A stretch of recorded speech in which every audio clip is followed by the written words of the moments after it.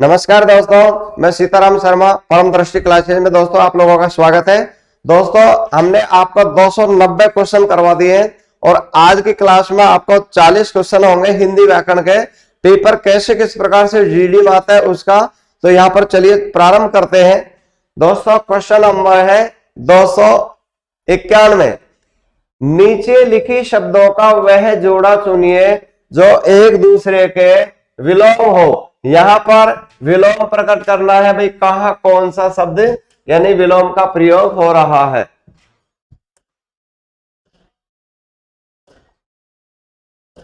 जो विलोम न हो, ध्यान दीजिए वर्तमान काल में या तो न आ जाता है या नहीं शब्द आता है, तो आपको कंपटीशन एग्जाम का जो पेपर आता है इन शब्दों पर बहुत ज्यादा ध्यान देना है। बच्चा क्या करता है, एग्जाम देने वाला वो न या नहीं को नहीं देखता है तो है वाला भर देता है। इस कारण से क्वेश्चन को पढ़ना बहुत ही जरूरी, पहली प्राथमिकता पेपर देते समय।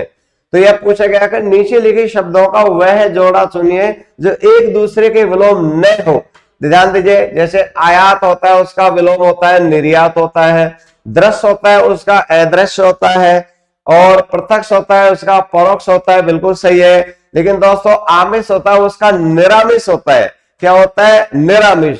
आमिष का अर्थ होता है अगर जो मांसाहार भोजन करता हो, निरामिष जो नहीं करता हो। तो इसका मतलब इसमें ये वाला जो जोड़ा है वो नहीं है और ये बिल्कुल एक दूसरे के विलोम है। जबकि क्या पूछा गया था, एक दूसरे के विलोम न हो यानी नहीं हो।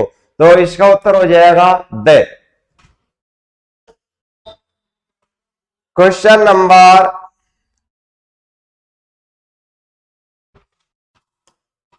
292 है, यानी इसमें भी वही करना है, विलोम जो शब्द न हो एक दूसरे का। इसमें देखो कदाचार होता है उसका आ गया कदाचार बोल दो, चाहे दुराचार बोल दो। गौरव होता है उसका लाघव होता है,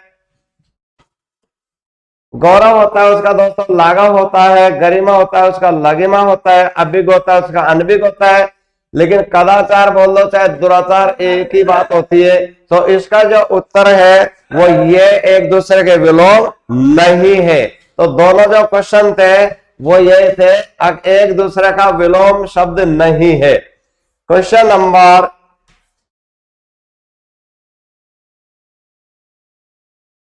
293 है, ध्यान दीजिए। पैराग्राफ में खालिस्तान आ जाता है, उस प्रकार के प्रश्न ज्यादा आते हैं, तो उनको आप ज्यादा से ज्यादा देखते रहेंगे तो आपको कंपटीशन एग्जाम में इतनी परेशानी नहीं आएगी। लिखा हुआ है कि निम्न गद्यांश के लिए रिक्त स्थानों की पूर्ति गद्यांश के नीचे दिए गई प्रश्नों के अनुसार करना है। तो यार देखना है अपन को कि आत्मा अजर और, अब अपने आप आएगा, ये कई जगह लिखा हुआ भी रहता है कि भाई आत्मा अजर और अमर है। इसका मतलब यहां देख लेते, देखा अमर है कि नहीं। देखो न मरने वाली है, गलत है। आनंद नहीं आएगा, अश्विनी नहीं आएगा, तो इसका उत्तर आ जाएगा अमर, क्योंकि आत्मा अजर और अमर है। फिर आगे है उसमें अनंत ज्ञान की शक्ति और आनंद का भंडार है। अकेले ज्ञान कहना भी प्राप्त हो सकता है, क्योंकि जहां ज्ञान होता है वहां प्रसन्नता होती है और जहां ज्ञान और शक्ति होते हैं वहां आनंद भी होता है। परंतु अब यहां पर हमको 294 में देख रहे हैं, परंतु अविद्यावसात दुख में पुरुषार्थ ने खोज करके। परंतु देखो, परंतु दुख में वे अपने स्वरूप को भूला हुआ है। तो इसका उत्तर आ जाएगा दोस्तों दुख में। क्यों? अगर वो व्यक्ति दुखी होता है तो वे अपने स्वरूप को भूला हुआ है, इसी से अपने को अल्पज्ञ पाता है। अगर वो दुख में नहीं हो तो दोस्तों वो अपन को अपने आप को अल्पज्ञ नहीं पाएगा, वो स्वपज्ञ पाएगा। क्वेश्चन आगे नंबर है फिर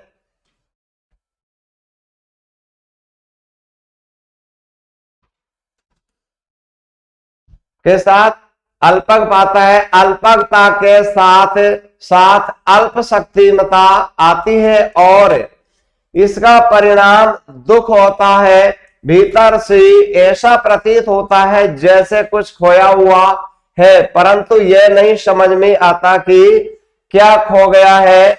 उस खोई हुई वस्तु की अपने स्वरूप की निरंतर खोज रहती है। अपना अनजान में भटका, अपने अनजान में भटका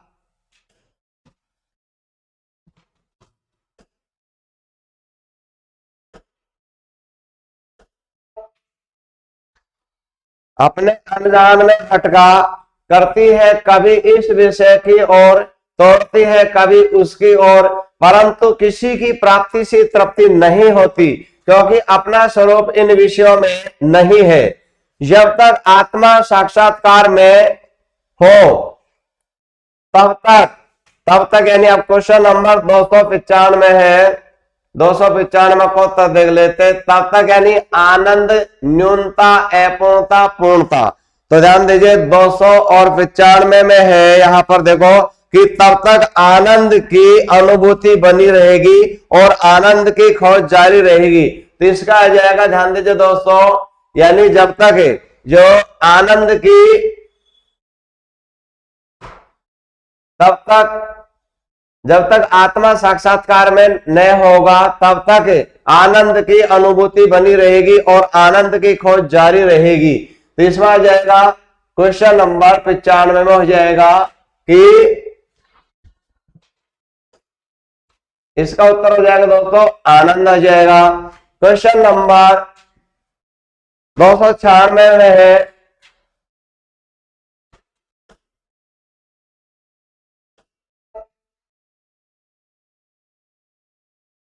बनी रहेगी, आनंद की खोज जारी रहेगी। इस खोज में सफलता, आनंद की प्राप्ति अपने परम ज्ञान में स्वरूप में स्थित नहीं। मनुष्य का पुरुषार्थ उसके जीवन का, यानी मनुष्य के पुरुषार्थ का, उसका जीवन का दोस्तों इसमें देखो, इसमें आ जाएगा चरम लक्ष्य। चरम का मतलब क्या होता है भाई, उस व्यक्ति को अपना अंतिम स्टेज पर पहुंचना है। जो जिस उद्देश्य से काम कर रहा है उस उद्देश्य को प्राप्त करेगा तभी वो अपने लक्ष्य तक पहुंचेगा। तो इसका उत्तर हो जाएगा कि तब तक यानी 200 और यह जाएगा 96 में है कि उसके जीवन का चरम लक्ष्य और उसको इस पुरुषार्थ साधन के योग बनाना ही शिक्षा का उद्देश्य है। तो इसका उत्तर 296 का दोस्तों कर देते हैं यहां पर चरम लक्ष्य। इसका उत्तर हो गया चरम लक्ष्य हो गया। फिर इसके बाद में अगला क्वेश्चन करते हैं,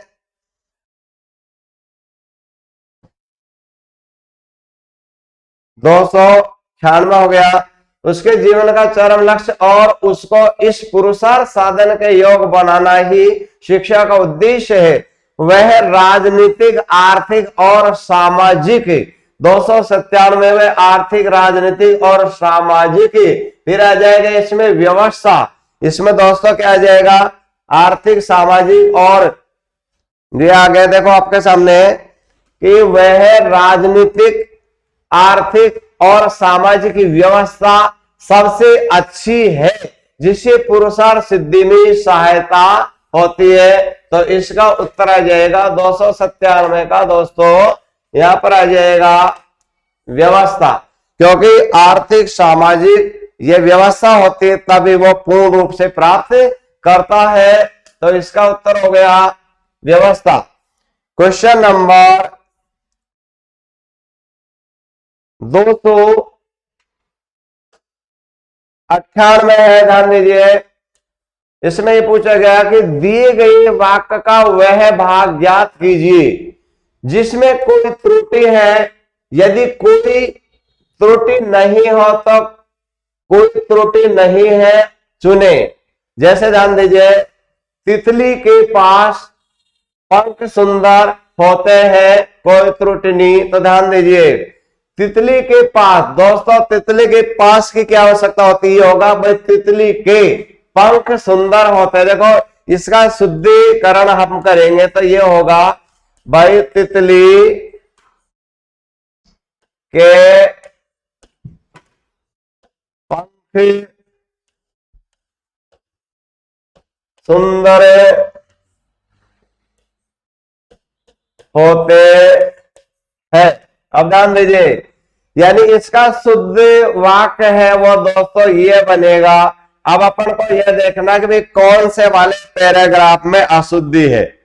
तो ध्यान दीजिए, तितली के पास छोड़िए, अरे वो तो चीज प्रकृति, वो तो परमात्मा ने मौजूद दिए, तो क्या होगा, तितली के पंख, तितली के पास छोड़िए, उसके पास कोई सामग्री थोड़ी। जैसे कोई कहे भाई बच्चे के पास मोबाइल है, तो वो सही है भाई, बच्चे के पास मोबाइल है, लेकिन कहते भाई बच्चे के पास आंख है, वो थोड़ी हो सकता है।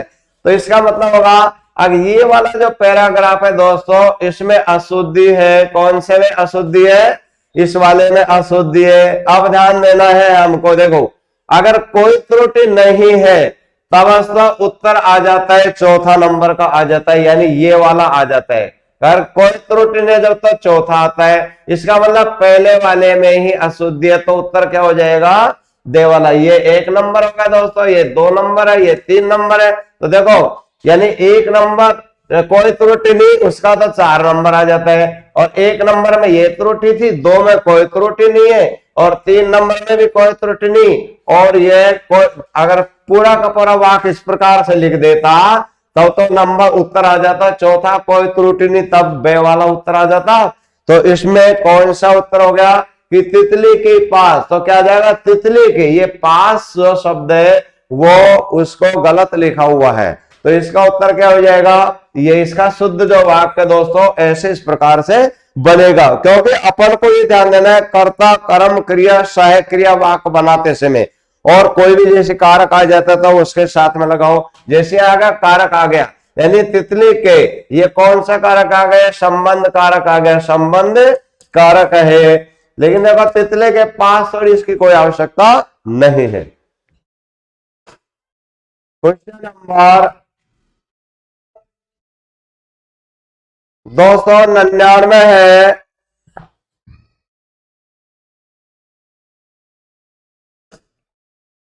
आकाश में बादल घिर गए। अब ध्यान दीजिए, जो बादल शब्द है उसका हमको समानार्थक शब्द देना है, यानी समान अर्थ रखने वाले शब्दों को समानार्थक कहते हैं, और पर्यायवाची क्या कहते हैं, वो भी पर्यायवाची होगा, समान अर्थ रखने वाले को शब्दों को भी पर्यायवाची शब्द कहते हैं। तो देखो वनज है, वो आपको मैंने ध्यान दीजिए, अगर कहीं पर भी दोस्तों दे आ जाता है तो दे वाला जो शब्द होता है वो होता है बादल का होता है, और जो जय आ जाता है शब्द के अंत में वो दोस्तों किसका होता है, वो कमल का पर्यायवाची होता है। ऐसे इस प्रकार से ध्यान रखेंगे तो किसी प्रकार की आपको दिक्कत नहीं होगी। इसका मतलब क्या आ जाएगा, देखो पयोधी होता है वो समुद्र होता है, वारिद होता है वो बादल होता है, तो इसका मतलब वनज होता है वो भी नहीं है। तो इसका उत्तर हो गया कि आकाश में वारिद घिर गए। वारिद बोल दो चाहे बादल बोल दो, एक ही बात होती है। क्वेश्चन नंबर 300 है,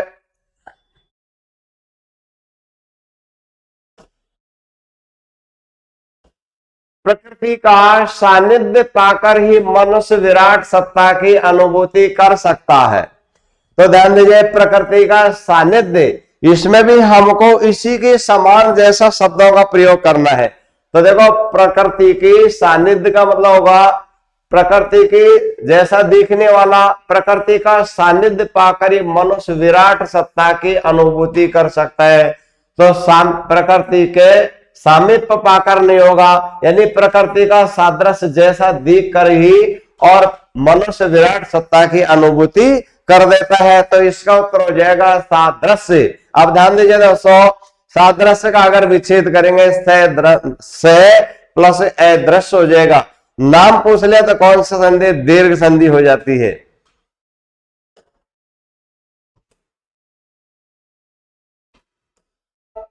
क्वेश्चन नंबर 301 है, ध्यान दीजिए दोस्तों, इस प्रकार के क्वेश्चन बहुत ज्यादा आते रहते। क्या है कि 301 से, देखो प्रश्न संख्या 301 से 305 तक करना है, यानी इस टाइप के 5 क्वेश्चन है। ध्यान देना, क्या पूछा गया है कि सभी प्रश्नों में दिए गई समूहार्थक शब्दों में से बनने वाले 4 विकल्प दिए गए हैं, इनमें से एक जो विकल्प है वो गलत है। क्या है दोस्तों? वो गलत है।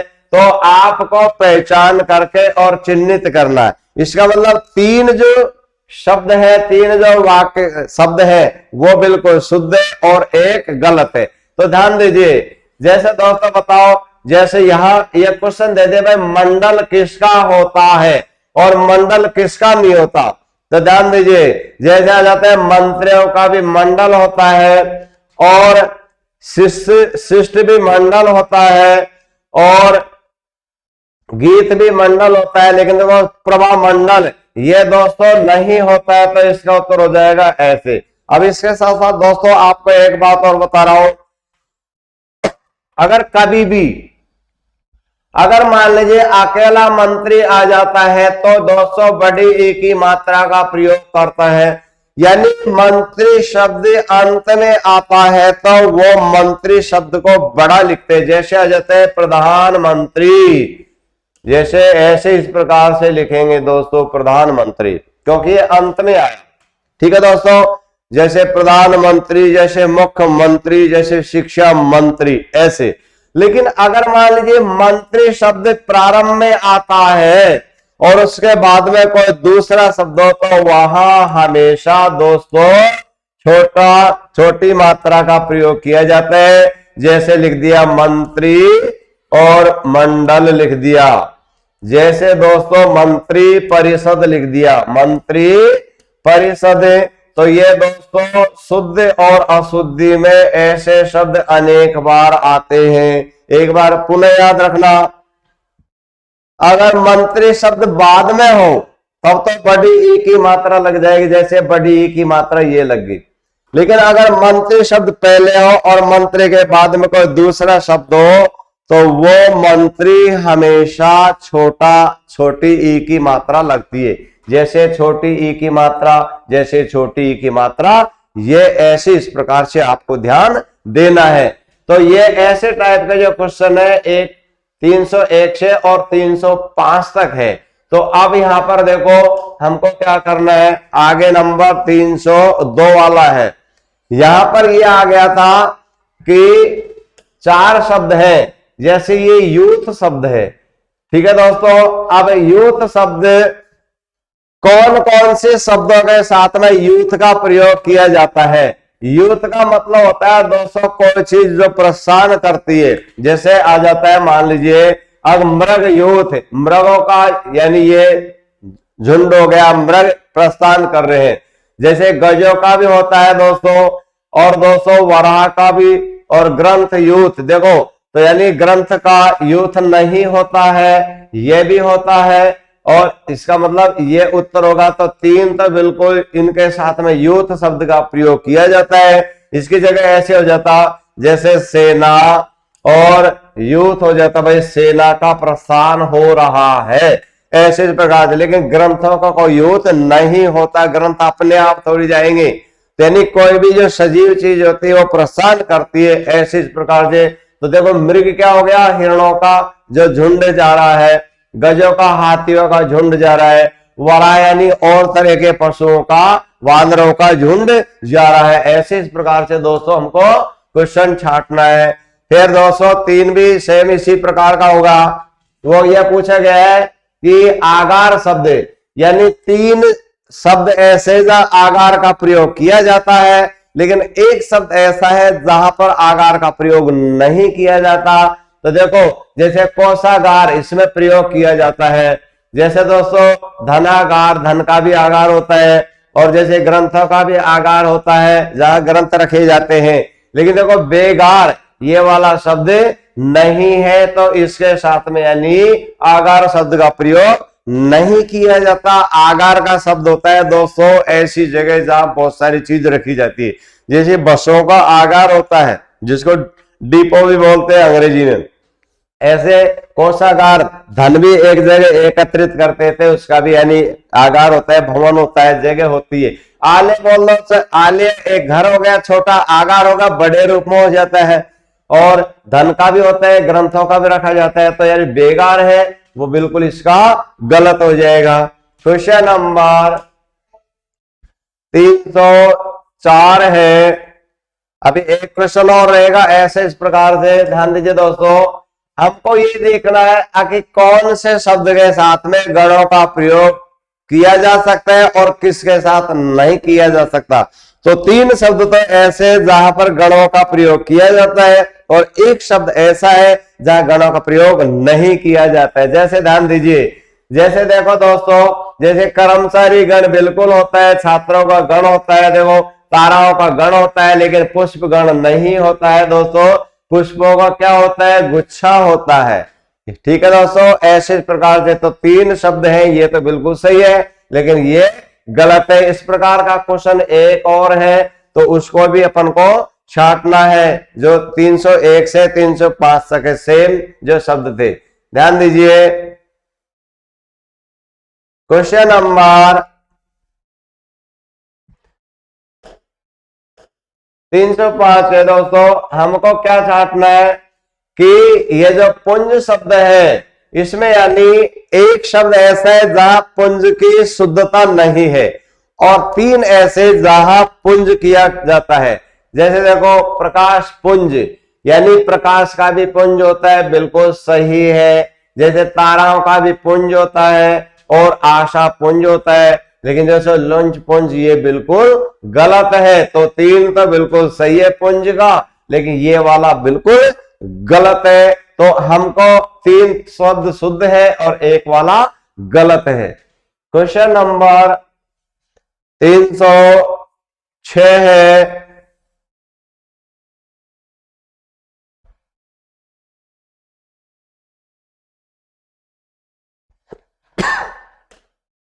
क्वेश्चन नंबर 306 है, निम्नलिखित अनुलोम विलोम युग्मों में से कोई एक युग्म सही नहीं है।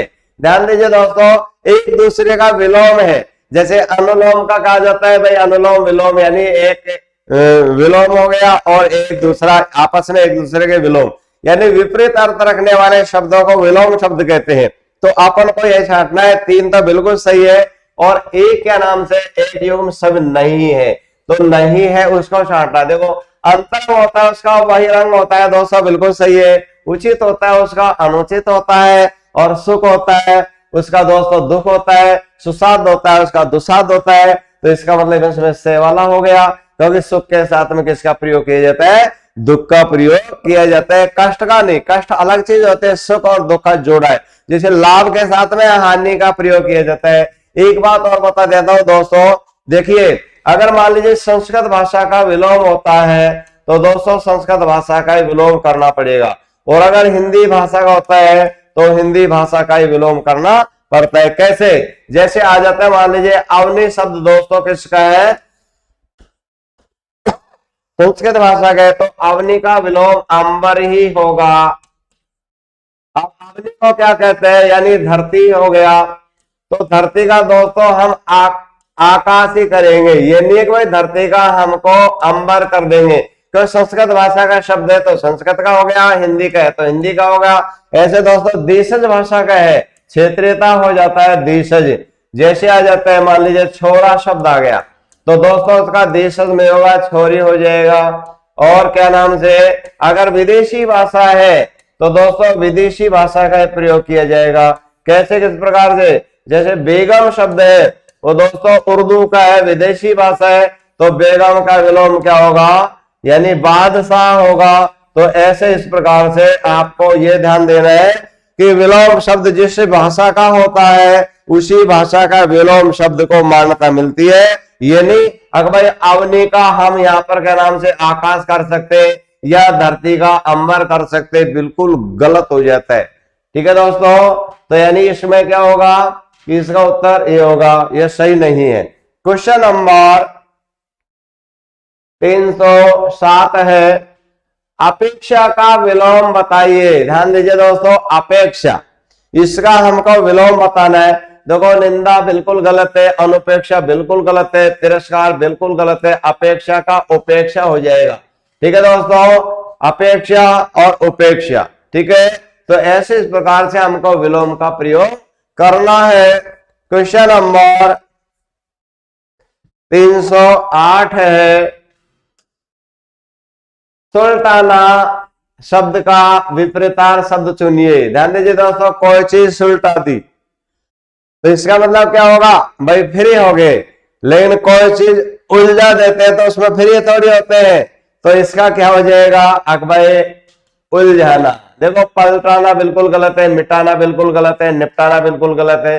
सुल्टाना बोल दो चाहे निपटाना बोल दो, एक ही बात है। देखिए, उलझाने यदि सुल्टाना सुल्टा दिया और उलझाना जबरदस्ती उलझन में पड़ गए। तो ऐसे प्रकार से आपको विलोम ध्यान देना है। क्वेश्चन नंबर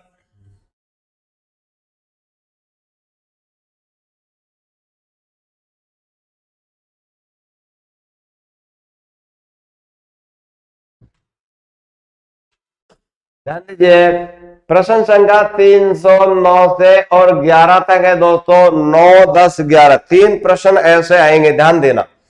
यानी तक के प्रश्नों के अनेकार्थक शब्दों को प्रकट करने वाला अनेकार्थक शब्द हमको ध्यान देना है, एक शब्द चुनना है। ध्यान दीजिए, यानी ऐसा शब्द बताने, देखो जिसका जन्म भी होता हो, फल भी है और यानी फूल भी है। ये दोस्तों एक में इसमें यानी फूल है। ठीक है दोस्तों, अब बताओ, जन्म, फल, फूल ये किसका होता है?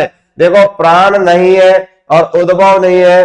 देखो, जन्म का कोई उद्भव थोड़ी होता है, लेकिन क्या होता है, प्रसव होता है। प्रसव यानी इसका क्या होता है, प्रसव बोल दो चाहे जन्म बोल दो। फल का भी जन्म प्रसव होता है और किसी बच्चे का भी प्रसव होता है और फूल का भी प्रसव होता है। यानी प्रसव का मतलब क्या होगा, वो बाहर निकलता है, उसको क्या बोलते हैं, प्रसव बोलते हैं।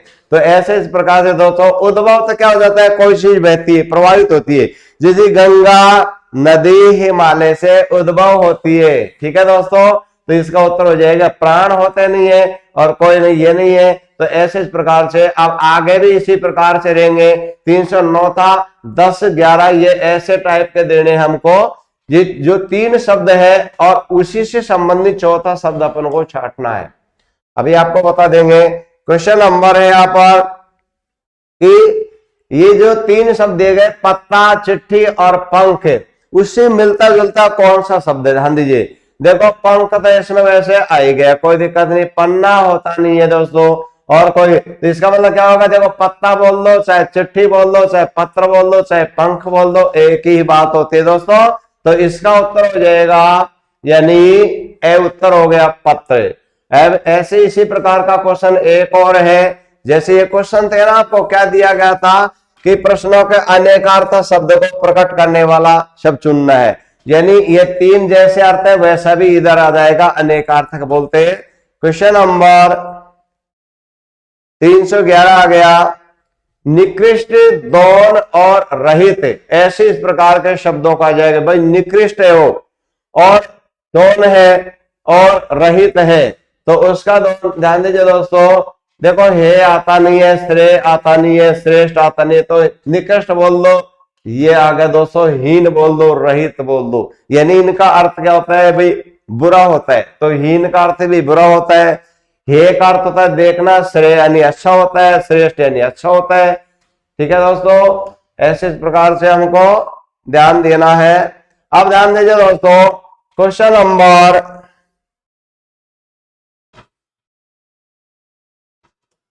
312 है, पथ और पथ युग्म का अर्थ भेद कीजिए। पथ का अर्थ होता है दोस्तों रास्ता, क्या होता है, रास्ता। और पथ का अर्थ हो जाता है रोगी का भोजन। तो देखो, अब इसको हमको देखने, एक तो रास्ता देख लेते, चलो रास्ता इसमें है, इसमें नहीं, तो इसका मतलब रोगी का भोजन, इसका मतलब उत्तर होगा ए हो गया। देखो, पथ का अर्थ होता है रास्ता, जिसे आपको होता है पथ परिवहन निगम। परिवहन यानी चारों तरफ बोलती है, जो निगम अनुबंधित होगा, पथ यानी रास्ते पर, जैसे राजस्थान रोडवेज में लिखा रहता है ना पथ परिवहन निगम। तो क्या होगा, पथ का अर्थ होता है रास्ता और पथ होता है वो रोगी का भोजन होता है। रोगी को जो भोजन दिया जाता है उसे क्या कहते हैं, पथ कहते हैं, क्योंकि उसको कम भोजन के रूप में मात्रा दी जाती है और विटामिन प्रोटीन की मात्रा अधिक होती है, उसको क्या बोलते हैं, पथ बोलते हैं। क्वेश्चन नंबर 313 है, यानी भवन और भुवन का अर्थ बताइए। इन दोस्तों इनको क्या कहते हैं, युग्म शब्द कहते हैं। युग्म शब्द कहते हैं या समोच्चारित भिन्नार्थक शब्द कहते हैं। उच्चारण में समान लगेंगे लेकिन इनका जो अर्थ होता है वो अलग होता है। तो हमको ऐसे इस प्रकार से सब छांटना है। देखो जैसे वो लिखा भी रहता है ना, मंगल भवन। भवन, भवन का अर्थ क्या होगा? घर। और भुवन का अर्थ क्या हो जाता है दोस्तों? जगत। क्या हो गया? जगत, यानी संसार हो गया। तो अब अपन को क्या देखना है? एक तो देखना है घर देखना है, और एक देखना है देखो जगत। देखो अब यानी जय गए और थे। अब देखो दोस्तों, मकान शब्द है ना वो अशुद्ध है, और इधर भी संसार गलत है। क्यों? यानी भुवन का क्या होगा? जगत हो जाएगा। तो इसका उत्तर हो जाएगा दोस्तों ये वाला हो जाएगा। ठीक है दोस्तों, ऐसे इस प्रकार से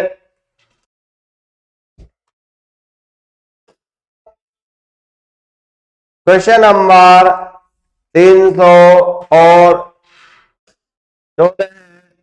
उत्तर में पूर्व के मध्य की दिशा को क्या कहते हैं? ध्यान दीजिए दोस्तों, मैं आपको एक डायग्राम बना रहा हूं, उसमें सब कुछ आपको नोट करवा देता हूं। देखिए ये हो गया इस प्रकार से। दोस्तों वैसे अगर देखा जाए तो हमेशा उत्तर दिशा ऊपर को मानी जाती है।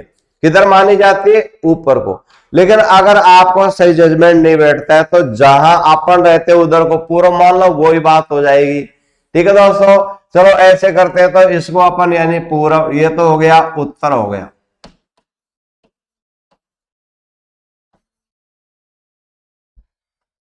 ये तो हो गया दोस्तों उत्तर हो गया, और ये हो गया दक्षिण हो गया। इसका मतलब ये पूर्व हो गया,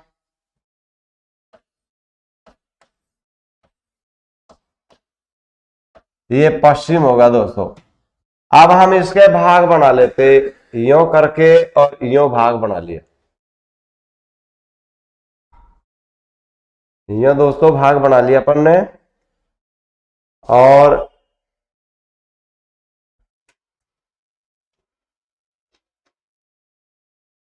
ये वाला भाग बन गया। अब ये वाला भाग हो गया, ये भाग हो गया। ठीक है दोस्तों, अब देखिए हमेशा यानी ये वाला जो भाग होता है वो होता है दोस्तों ईशान कोण होता है। ईशान कोण। ये वाला होता है उसको बोलते हैं अग्नि कोण बोलते हैं। और दोस्तों ई स्वर रहता है, तो स्वर से इसको ये पहचान रख लो, ये होता है नैऋत्य। ये री से री हो गया। अब दोस्तों ये वाला बच गया, इसको बोलते वायु कोण। ये हो गया। ठीक है दोस्तों, अब आपको क्या ध्यान देना, क्वेश्चन को कैसे भी पूछ सकता है। कैसे पूछेगा? इसने पूछ लिया उत्तर और पूर्व के मध्य की दिशा को क्या कहते हैं। तो ध्यान दीजिए दोस्तों, उत्तर हो गया ये, और पूर्व होगा ये। कौन सा हो गया? ये देखो उत्तर हो गया, उत्तर में पूर्व के। अगर इसमें यह आ जाता कि जैसे कैसे भी पूछ सकता था वो, उत्तर और उत्तर दिशा ये है। देखो पूर्व हो गया, पश्चिम हो गया, और ये उत्तर हो गया, और ये दक्षिण। देखो उत्तर दक्षिण। और ध्यान दीजिए दोस्तों, अब अपन को क्या करना है कि पूर्व और पश्चिम पूछ लेता, पूर्व और ये दक्षिण पूछ लेता। एक सेकंड दोस्तों, इसको एक बार वापस वो करता हूं मैं। थोड़ा सा लिखने में मैंने यहां पर ऐसे लिख दिया, पुनः ध्यान दीजिए एक बार। देखिए मैं आपको ये बना लेता हूं दोस्तों। जैसे मान लीजिए ये अपन ने ये बना लिया, ये बना लिया। अब इसमें दोस्तों इसका ये ग्रुप बना लेते हैं, ये बना लिया। ऐसे करो आप, बिल्कुल सही सिस्टम ये रहेगा जिसमें क्या कोई त्रुटि नहीं रहती है। देखो मैं तो इस प्रकार से बनाता हूं भाई, जहां अपन सीधे वहां पूर्व मान लेता हूं, ऐसे इस प्रकार से गलती नहीं होती। तो जैसे इसको पूर्व मान लेते और इसको पश्चिम मान लिया, ये ऐसे इसके बिल्कुल गलत नहीं होती है। और पूर्व हो गया, पश्चिम होगा, ये हो गया उत्तर हो गया, और इधर का हो गया दोस्तों दक्षिण हो गया। अब वैसे कैसे भी घुमा सकते हैं इसको। देखो अगर यो घुमाएंगे ना तो ये उत्तर ऊपर ही आ गया। अब ऐसे ये वाला होता है उसको बोलते हैं ईशान कोण बोलते हैं। क्या बोलते हैं? ईशान कोण बोलते हैं। और ये वाला होता है इसको दोस्तों बोलते हैं अग्नि कोण बोलते हैं। क्या बोलते हैं? अग्नि कोण बोलते हैं। ये वाला होता है ई से ई, इसको नैऋत्य कोण बोलते हैं। लिखने में तो वही आ जाएगा। और ये वाला होता है इसको वायव कोण बोलते हैं, वायव कोण बोलते हैं। अब ध्यान दीजिए क्वेश्चन क्या पूछेगा, इसको ध्यान देंगे। ये आपको दिखाई दे रहे होंगे दोस्तों, ये पूछेगा उत्तर व पूर्व के मध्य की दिशा को। देखो उत्तर तो ये रहा, ये उत्तर है, और ये पूर्व के मध्य, इसको बोलते हैं ईशान कोण बोलते हैं। तो इसका दोस्तों कौन सा उत्तर आ गया? इसका हो गया ईशान कोण आ गया।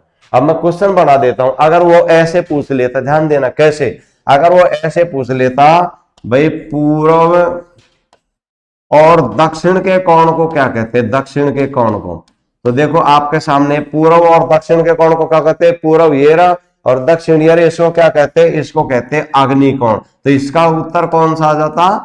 अग्नि कोण आ जाता। अब एक क्वेश्चन और बना के दे देता हूं। अब आपसे ऐसे पूछ लिया उत्तर और पश्चिम के कोने को क्या कहते हैं, ये दे दिया उत्तर दे दिया और ये दे दिया पश्चिम दे दिया। अब बताओ उत्तर और पश्चिम ढूंढो, ये उत्तर हो गया और ये पश्चिम, तो ये वायव कोण हो गया। इसका उत्तर कौन सा होगा? ये वायव कोण हो गया।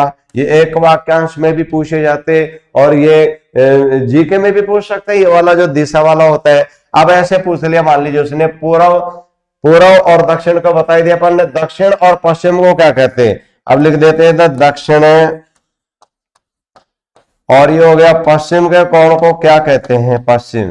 तो आपके सामने मौजूद है दक्षिण ये रही और पश्चिम मेरी, इसको बोलते हैं नैऋत्य कोण। क्या बोलते हैं? ये नैऋत्य कोण आ गया। तो दोस्तों अगर इस प्रकार से आप याद कर लेंगे तो कोई दिक्कत नहीं है। देखो मैं तो सबसे पहले जहां लिखते हैं ना ऊपर, वहां पूरा मान लेता हूं, उससे कहीं त्रुटि नहीं होती है। लेकिन वैसे अगर इसको यह भी घुमा सकता है, यो का यह घूम जाएगा। पहले लिखते समय अपन ने क्या कहा था, यानी उत्तर इधर आता लेकिन इधर को लिख दिया था, ऐसी इस प्रकार से त्रुटि हो गई थी। तो दोस्तों इसमें अपना आप देखो, अब जैसे क्वेश्चन ये आ जाएगा, बताओ ये तो क्वेश्चन इसका था ईशान, अब वायव कोण आता है वो कौन कौन सी दिशा में आपके सामने लिखा हुआ है। तो क्या आ गया, वायव कोण देख लो कहा, ये रहा। तो उत्तर और पश्चिम आ गया, तो आ गया उत्तर और पश्चिम को वायव कोण होते हैं। अब जैसे आ जाता है भाई पूर्व और दक्षिण, ये तो दिशा दे दी, तो ऐसे इस प्रकार से तो कितने होते हैं, ये होते हैं देखो पूर्व पश्चिम उत्तर दक्षिण, फिर पूर्व ये ईशान हो गया, पूर्व और दक्षिण का अग्नि कोण होगा, दक्षिण और पश्चिम को नैऋत्य कोण कहते हैं, और उत्तर और पश्चिम को या पश्चिम और उत्तर बोल दो वायव कोण कहते हैं। कैसे किसी प्रकार से, तो ये डायग्राम को अगर याद रखेंगे तो कोई दिक्कत नहीं होती है। तो ये वाला बहुत मोस्ट क्वेश्चन है दोस्तों, इसके एक के माध्यम से बहुत सारी चीज हो जाती है। तो क्वेश्चन नंबर आगे लेते हैं आप, क्वेश्चन नंबर 315 है। ध्यान दीजिए, एक वाक्यांश के लिए एक शब्द है क्या, कि भोजन का शेष बचा हुआ अन्न होता है उसको क्या बोलते हैं। ध्यान दीजिए दोस्तों, इसके बोलते हैं उच्छिष्ट अन्न बोलते हैं। इसका दोस्तों विच्छेद भी आ जाता है, तो इसका विच्छेद हो जाएगा उते और धन हो जाता है, ये हो जाता है शिष्ट, ये हो जाता है। ध्यान दीजिए दोस्तों, उते कैसे, थोड़ा सा ट्रिक बता देता हूं।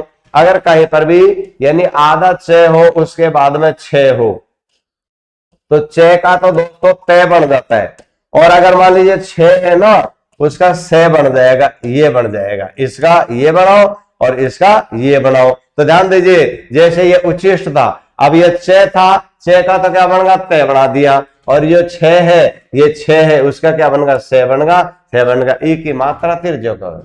ऐसे विच्छेद अगर पूछे जाए तो कौन सी संधि होगी, इसमें व्यंजन संधि होगी। कैसे भी किसी प्रकार से पूछ लो, आपको तो चाहूं और से बिल्कुल अलर्ट रहना है, सजग रहना है। अलर्ट को जाते हैं, सजग रहना है। तो यह क्या हो गया, भोजन का शेष बचाव को क्या कहते हैं, उच्छिष्ट अन्न कहते हैं।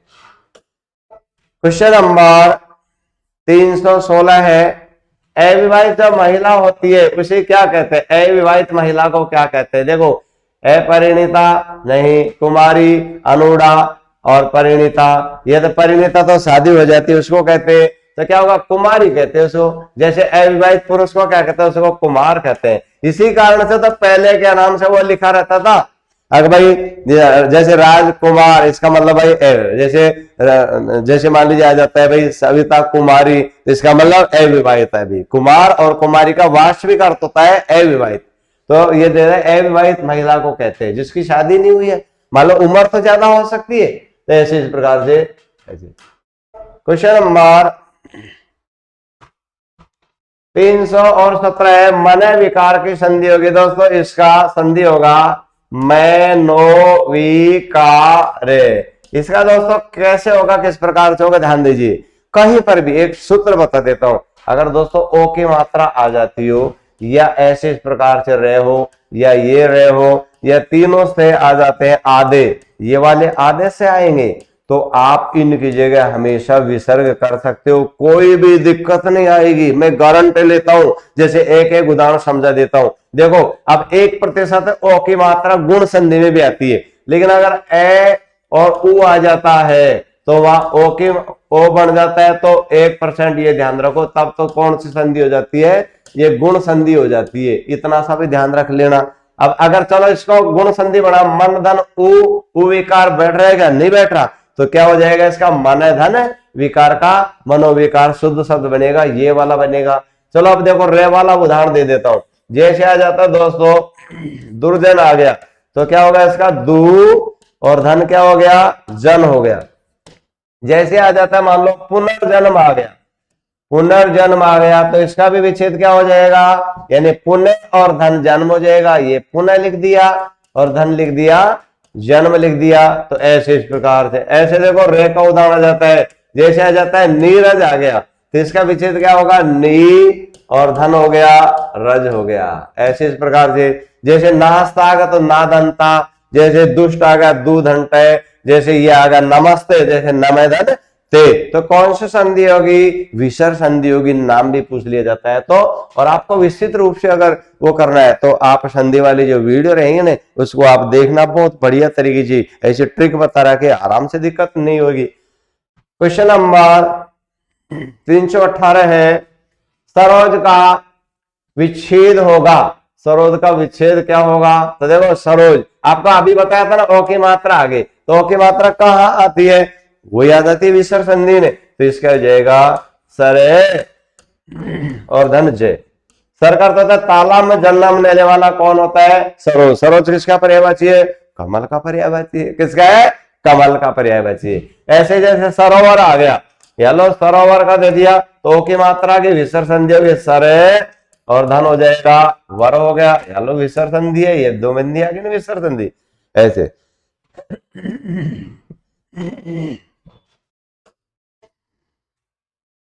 क्वेश्चन नंबर 319 है, देखो दोस्तों बहुत ही मोस्ट क्वेश्चन है।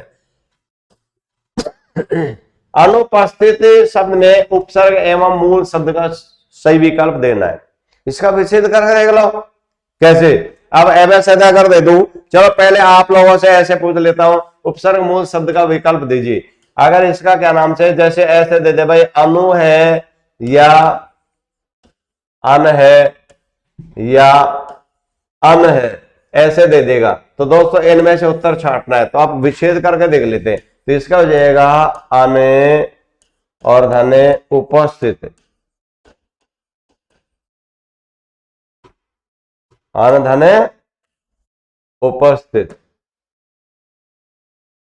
उपस्थित। तो देखो अन हलंत वाला, तो उपसर्ग कौन सा होगा, ये वाला होगा। अब इसमें इसका तत्काल ढूंढ लो कौन सा है, तो देखो इसमें तो अनु आगा, ये गलत है, इसमें हलंत नहीं, ये गलत है, इसमें अनु ये गलत है, तो अन धन उपस्थित होगा, ये वाला हो गया। बहुत मोस्ट आता है, तो चलो ऐसे दे दिया उसने। अगर ये दे देता मान लीजिए अनुपम, आप अनुपम में कौन सा उपसर्ग है, तो इसका विच्छेद करके देख लो ना, तो इसका हो जाएगा दोस्तों अने और धन उपम हो गया, ये हो गया, वही हलंत वाला आ गया। लेकिन अनुगमन तो अनुपसर्ग आ गया, अनुधन गमन। तो ऐसे प्रकार से बारीकी से आप तैयार रहिए। क्वेश्चन नंबर 320 है, प्राचार्य। प्राचार्य शब्द में प्रयुक्त उपसर्ग है, वो भी विच्छेद करके देख लो ना। जैसे आ जाता है विच्छेद करेंगे देख लो, तो प्रे और धन आचार्य हो गया। अब यहां पर देखो, यानी ए आ गया और इधर क्या आ गया, आ, तो इससे क्या बन जाता है, आ बन जाता है। भाई कौन सी संधि है, भाई दीर्घ संधि है, नाम भी पूछ लिया जाए तो दीर्घ संधि कर दो। विच्छेदों का शब्द दे लो, विच्छेद के माध्यम से पूछा जाता है। क्वेश्चन नंबर 321 है, निम्न शब्दों में प्रत्यय युक्त शब्द नहीं है। इसमें देखो जैसे पढ़ाई है दोस्तों, इसमें आ जाएगा पढ़े और धन आ जाएगा आई। इसमें आई प्रत्यय का प्रयोग किया गया है। गहराई, इसमें भी यानी गहरा, और दोस्तों गहराई यानी गहरा धन आई हो जाएगा। इसमें भी हो गया आई प्रत्यय हो गया। और जैसे अगर लिखाई तो इसमें भी हो गया लिख हो गया, और धन हो गया आई। इसका मतलब इसमें भी आई प्रत्यय। लेकिन जो नाई है यह मूल शब्द है। नाई है जो क्या है, मूल शब्द है। ठीक है दोस्तों। क्वेश्चन नंबर 322 है, प्रत्यय के योग से बना शब्द कौन सा है। यानी ऐसा शब्द देखना है जिसमें प्रत्यय लगा हुआ है। प्रत्यय कहां लगते हैं, शब्द के अंत में, यानी राइट हैंड की तरफ लिखते चले जाते हैं। वो कहां लगते हैं, प्रत्यय लगते हैं। देखो बहुत ध्यान देना, जैसे सुगंध इसमें दोस्तों प्रत्यय नहीं उपसर्ग है इसमें। जैसे अपमान इसमें भी उपसर्ग है, आप उपसर्ग है, सु उपसर्ग है। जैसे आ जाते हैं अनु उपसर्ग है पूर्ण मूल शब्दों का। तो इसका मतलब माली से क्या बनेगा, मालिन। अब प्रत्यय भी पूछ लिया तो क्या होगा, इन प्रत्यय होगा। तो इसका मतलब ये वाला बना हुआ शब्द है। क्वेश्चन नंबर 323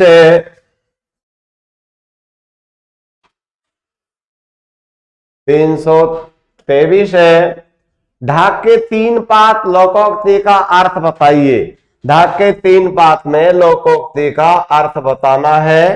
तो ध्यान दीजिए, जैसे ढाक के 3 पात, तो देखो सदा एक से पत्ते रहना बिल्कुल गलत है। एक से पत्ते थोड़ी रहते, पत्ते के बारे में थोड़ी बता रहे। ढाक के 3 पात होना सदैव एक स्थिति में रहना होता है। ढाक में सदा 3 पत्ते रहते बिल्कुल गलत है। बुरा हाल बिल्कुल गलत है। इसका मतलब सदैव एक सी स्थिति बना रहना ये वाला है भाई। ढाक के 3 पात होना हमेशा एक ही स्थिति होना, कोई चेंजिंग नहीं होता है। क्वेश्चन नंबर 324 है, शक्तिशाली की विजय हो अर्थ वाली लोकोक्ति बताइए। शक्तिशाली, देखो जिसमें शक्तिशाली की विजय हो ये है। तो इसका मतलब क्या होगा, जाको राके साइया मार सके ना कोई, बिल्कुल गलत है। जिसकी लाठी उसकी, जैसे इसको होता है जिसकी लाठी उसकी भैंस, अपना हाथ जगना बिल्कुल गलत है। एकता में बल है नहीं। शक्तिशाली की विजय होती है जिसकी लाठी उसकी भैंस, ये होता है कि शक्तिशाली एकता में विजय मिलती है जिसकी लाठी उसकी भैंस। ठीक है दोस्तों। तो ऐसे इस प्रकार से देखो देखिए ये क्यों नहीं है, क्योंकि एकता में बल, शक्तिशाली की विजय जिसकी लाठी उसकी भैंस, एकता में तो बल है। तो इसका तो वाले लोकोक्ति तो एकता में बल ये थोड़ी चलता है। तो अर्थ लिख के लिख दिया जिसकी लाठी उसकी भैंस, ये देखना है। ये और सेम उत्तर है, लेकिन नहीं इसमें ये दिया गया कि ये लोकोक्ति है, क्योंकि ये लोकोक्ति नहीं तो अर्थ है ये, जबकि लोकोक्ति है।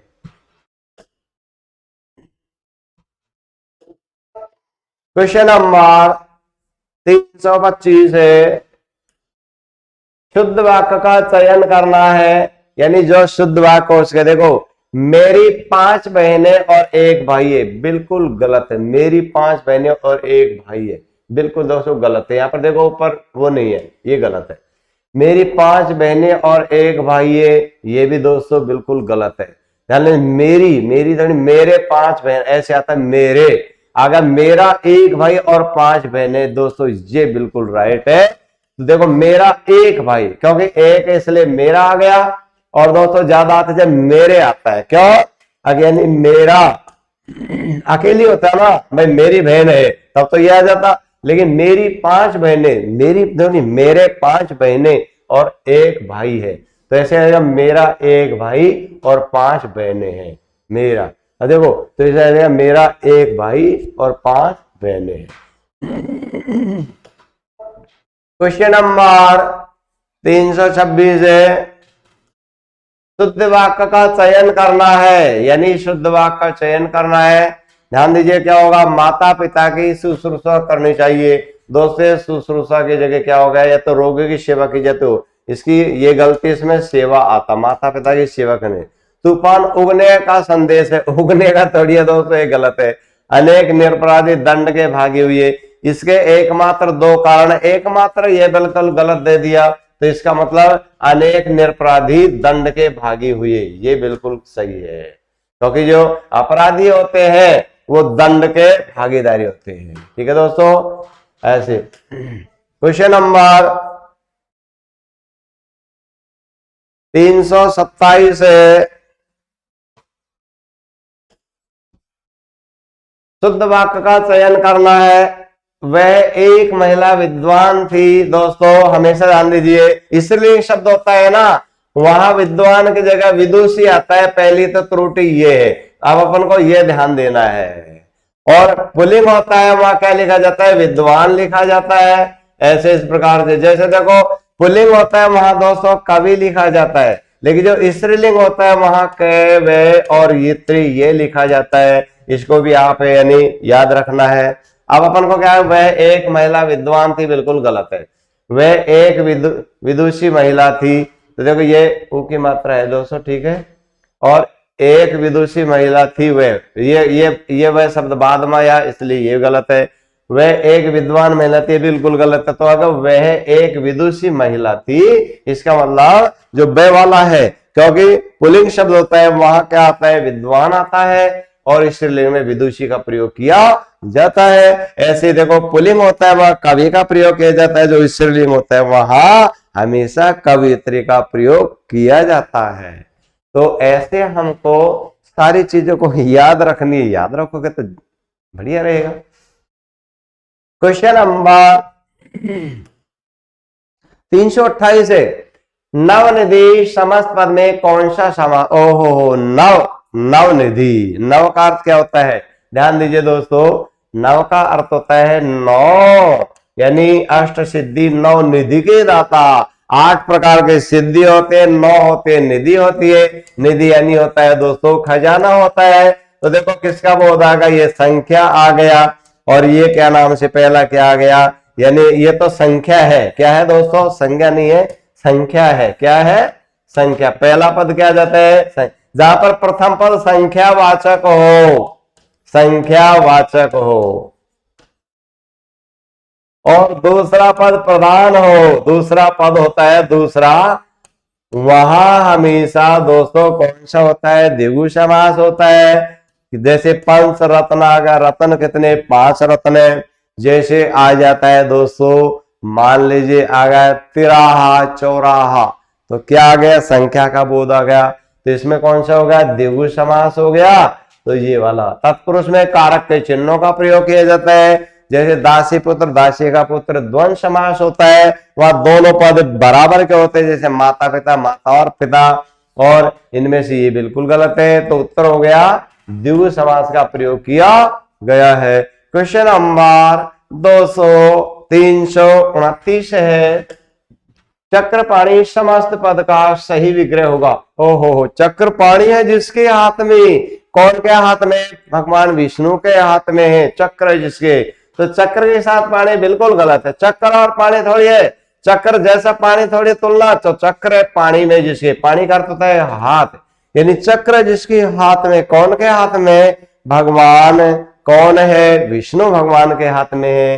क्वेश्चन नंबर 330 है दोस्तों, आपको 330 क्वेश्चनों का, यानी 40 क्वेश्चन हो जाएंगे। 40वां क्वेश्चन है, आप अगर याद नोट कर रहे हो कि नहीं कर रहे हो, तो इसमें हमको देखना है तत्सम शब्द का चयन कीजिए। किसका करना है दोस्तों, तत्सम का। अब आपको एक बता देता हूं, संस्कृत भाषा के जो भी शब्द होते हैं उन्हें कहते हैं तत्सम शब्द कहते हैं, और हिंदी भाषा के होते हैं दोस्तों, हिंदी भाषा के होते हैं उन्हें तद्भव शब्द कहते हैं। ये तो हो गया संस्कृत भाषा के, हो गया तो तत्सम हो गया, और ये हो गया तद्भव हो गया।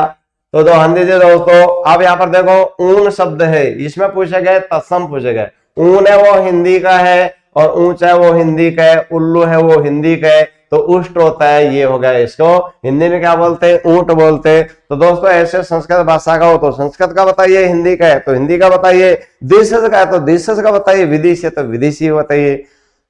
दोस्तों आपको अगर ये वीडियो अच्छी लगी तो आप इसे लाइक करें तथा हमारे इस चैनल को सब्सक्राइब करें ताकि अगली वीडियो का नोटिफिकेशन आपको मिल सके। और दोस्तों अधिक से अधिक आपने जो भी सहयोगी है उनको भी आप दिखाएं जिससे हमारा भी मनोबल बढ़ेगा। दोस्तों